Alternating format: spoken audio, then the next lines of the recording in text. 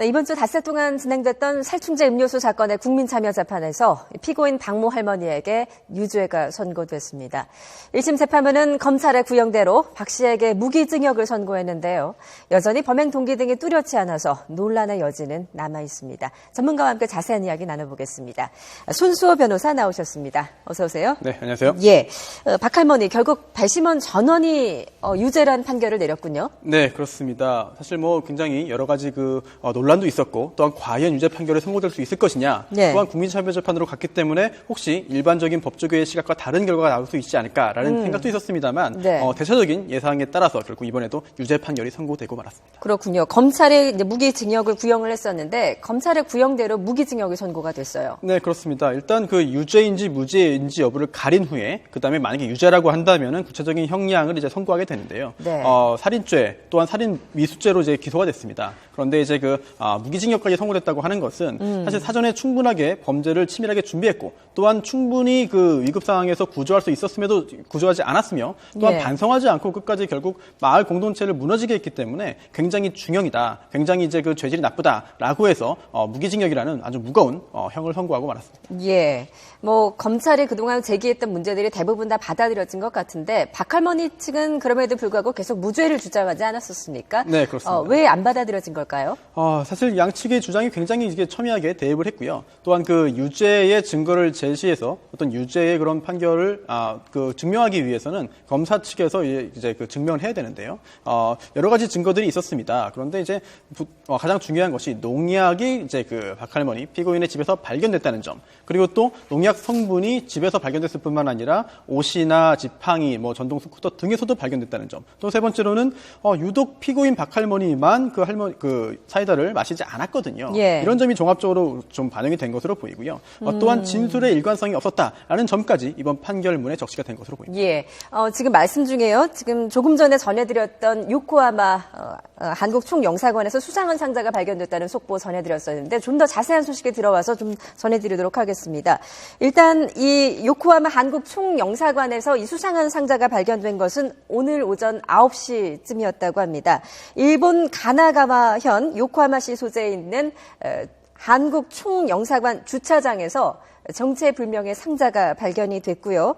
총영사관에 따르면 이 상자는 가로가 35cm 그리고 세로가 15cm, 높이가 한 5cm 정도의 크기라고 합니다. 그리고 겉면에 적혀있는 문구가 좀 특이한데요. 야스쿠니 폭파에 대한 보복이다라는 문구가 이 상자 위에 적혀 있었다고 합니다. 제1특권을 허용하지 않는 시민 모임 제특회 명의로 적혀 있는데요. 얼마 전 야스쿠니 신사에서 한국인 정모 씨로 추정되는 전모 씨가 야스쿠니 신사에 들어가서 어떤 폭발물을 일으킨 사건이 있었었는데 그 사건에 대한 보복이다 하면서 요코하마에 있는 한국 총영사관에서 이런 수상한 상자가 발견이 됐다라는 소식입니다. 현재 폭발물 처리반이 현장에 출동해서 이 상자 안에 진짜 폭발물이 들어있는지 여부에 대해서 지금 조사를 벌이고 있습니다.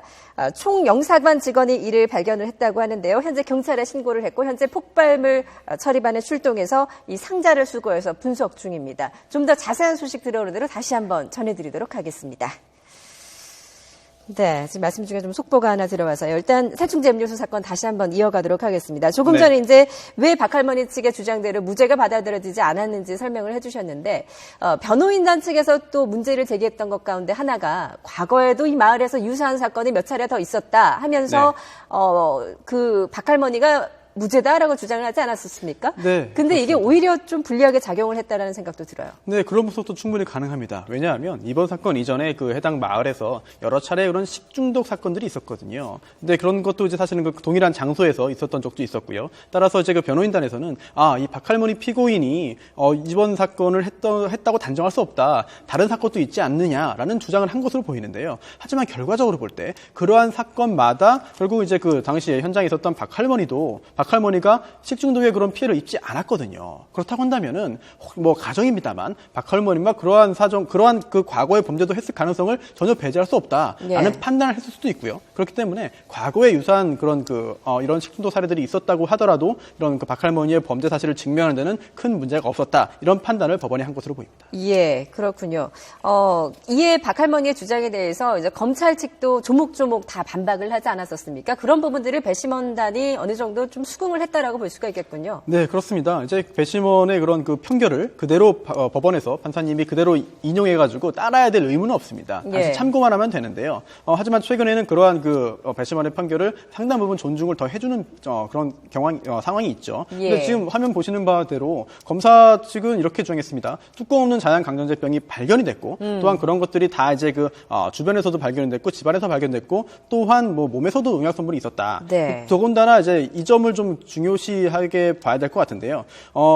결국은 이 피고인 박 할머니가 몸에서 발견된 그런 여러 가지 농약 성분에 대해서 이렇게 해명했습니다. 내가 피해자들을 닦아주다가 거품을 흘리자 그 거품을 닦아주다가 묻은 것이다 라고 이야기를 했었는데요. 그 점에 대해서 검사 측이 재반박을 했습니다. 어떤 내용이냐 하면은 이게 실질적으로 거품에서 농약 성분이 발견되지 않았다. 피해자들의 입에 묻은 거품에서 농약 성분이 없었기 때문에 그걸 닦아주다가 박 할머니에게 농약이 묻었을 가능성은 없다라는 점을 주장했고요. 또 하나 만약에 이제 그 옷이나 수건으로 이제 닦아줬다고 한다면은 거기에서 그 피해자들의 DNA가 발견돼야 되는데 그런 것도 없다라고 하면 그런 재반박을 함으로써 결국은 매우 유력한 그런 증거로서 결국은 55분에 걸쳐서 피해 할머니에 대한 구호 조치를 하지 않고 그냥 가만히 바라만 보고 있었다라고 함으로써 결국은 이 피고인 박 할머니의 유죄 판결에 한 걸음 더 다가갔던 것이 아닌가라고 생각합니다. 그렇군요. 그러니까 이제 피해 할머니 측의 그 옷에 묻어 있는 것들을 닦아주다가 메소밀 성분이 묻은 것이다라고 박 할머니는 주장을 했지만 성분 검사 결과 유전자 검은 안 나왔거든요. 그런 부분들이 다 받아들여졌다고 볼 수 있겠군요. 네, 그렇습니다. 알겠습니다.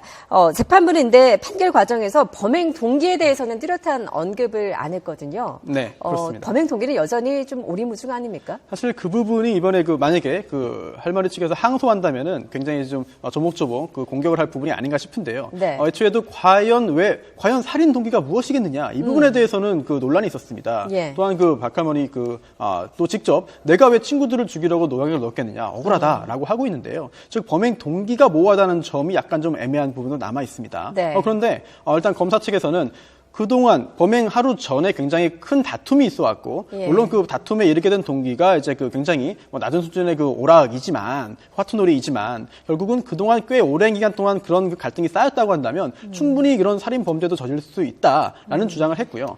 이에 대해서 할머니 측에서는 그렇지 않다. 어떻게 이게 동기가 될 수 있겠느냐. 감히 살인 범죄에. 이런 반론을 펼쳤습니다. 그런데 여기에 대해서 법원은 1심 판결에서는 뚜렷이 범행 동기에 대한 언급을 하지 않은 것으로 알려져 있거든요. 따라서 약간 좀 애매한 부분에 있어서는 넘어간 것이 아닌가 생각이 되는데 판결문을 보고 판단해야겠습니다만 항소심에서도 굉장히 중요한 부분으로 범행 동기가 판단될 것으로 보입니다. 그러니까 이제 범행 동기도 사실상은 확실하지가 않고 어떤 정황 증거는 굉장히 많지만 직접적인 증거는 또 없고요. 목격자도 없습니다. 이런 가운데에서 무기징역이라는 선고가 나왔는데 어느 정도 좀 논란의 여지도 있지 않습니까? 예, 그렇습니다. 사실 법률가들의 대부분의 견해는 이제 유죄 판결이 가능할 것이다라고 예상을 했는데요. 또 이제 그렇지 않은 입장에서 보자면은 직접 증거가 없다. 당시 현장 목격자도 없고 영상도 없고 이제 여러 가지 정황 증거밖에 없지 않느냐라고 하고 있는데 대법원 판례가 있습니다. 그래서 정황 증거가 있으면 이렇게 논란가 갈 것도 없죠. 영상이 있으면. 그런데 이제 자백도 없고요.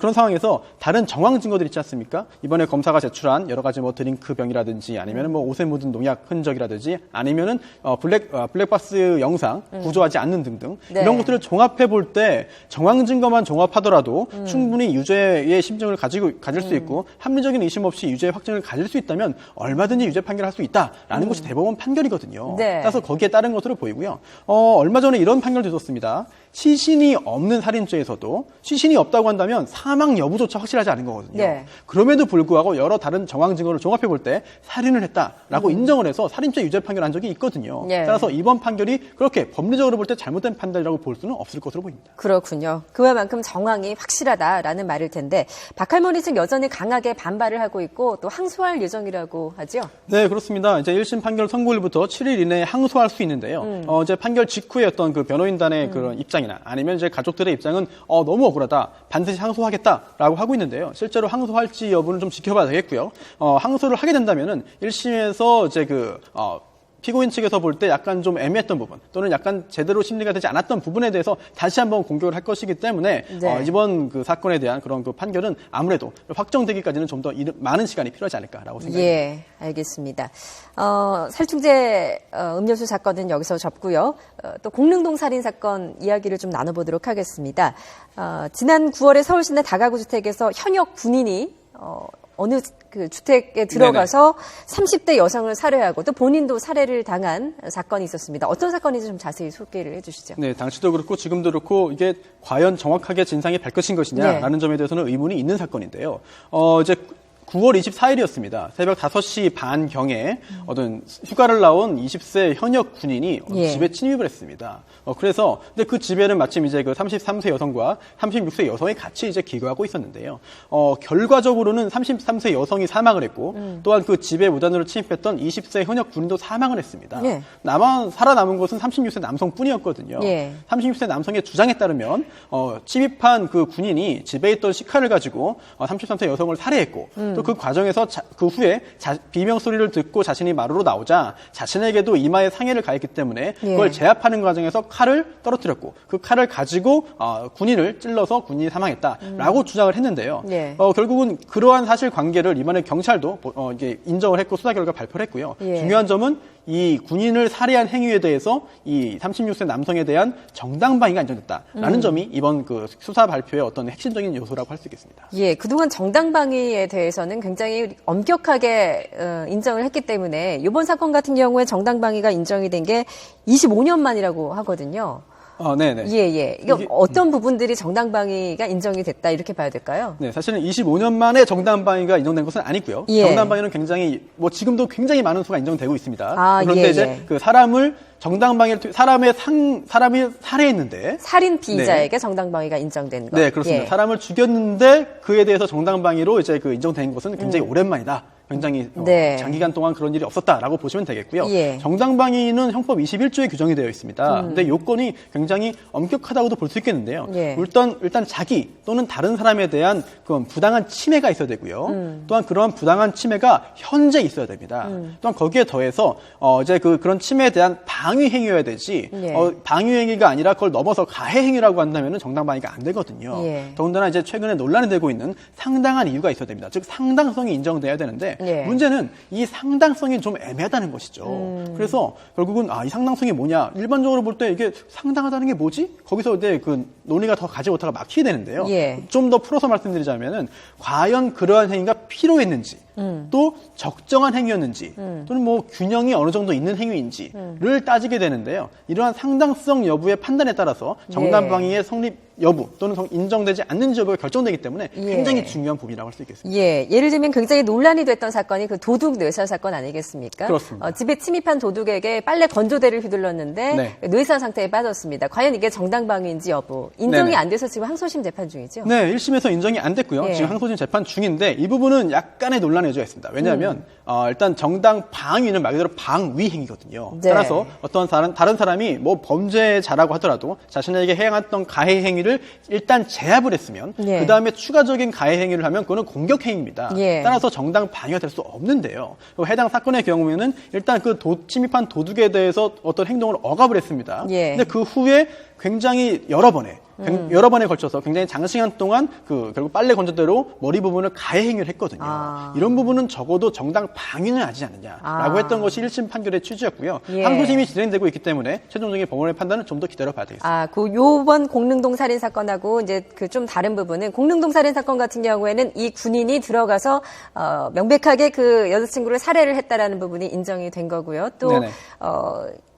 또 다른 이제 피의자가 된 사람이죠. 그 약혼남의 남도 흉기를 휘둘러서 자기도 네네. 피해를 당했다 이런 부분들이 다 인정이 된 거군요. 네, 그렇습니다. 일단 그 격투하는 과정에서 굉장히 그 긴박하게 연결적인 과정에서 했던 것이기 때문에 방위 예. 행위다라고 이제 그 인정이 경찰에서는 그렇게 본 것이고요. 예, 예. 어제 조금 전에 그 빨래 건조대 사건 같은 경우에는 제압한 후에 2차적으로 불필요한 가해 행위를 했기 때문에 정당 방위가 아니다라고 그런 차이점을 볼 수 있겠습니다. 알겠습니다. 그동안 기준이 너무 엄격하다, 판정 기준 완화해야 된다 이런 논란들도 많았었는데요. 공릉동 살인 사건을 통해서 본 정당방위 요건에 대해서도 한번 알아봤습니다. 손수호 변호사와 함께 말씀 나눴습니다. 잘 들었습니다. 고맙습니다.